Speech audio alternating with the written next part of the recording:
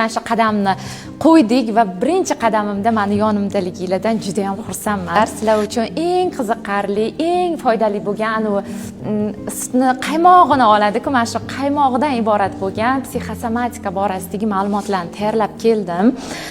Tanangiz, sog'ligingiz, nimaga tanangiz shunaqa tutadi o'zini, kasalliklar qayerdan kelib chiqadi, tuzalish uchun nima qilish kerak, qanday munosabatda bo'lish kerak kasalliklar bilan, mana shu to'g'risida ma'lumotlarga ega bo'lasiz. Kasalliklar borasida mutlaqo sog'lom bo'lish imkoniyati bormi, yo'qmi?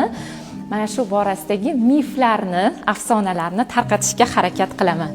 Tanasi og'riydi, nimaga azob chekadi, bu meni juda ham qiynagan.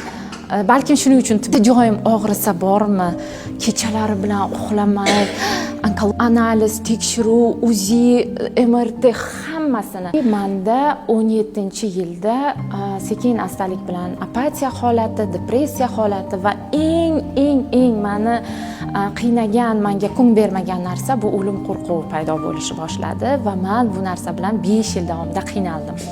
Va har qanaqa stressga nisbatan bizning organizmimizda, insonda 3 ta javob reaksiyasi bor. Tabiatda har qanaqa bu bo'lishi mumkin. Insonlar, ya'ni stress bo'ldimi, butun organizm sizga mana shu holatdan chiqib ketishingiz uchun, shu masalani hal qilishingiz uchun, yashab qolishingiz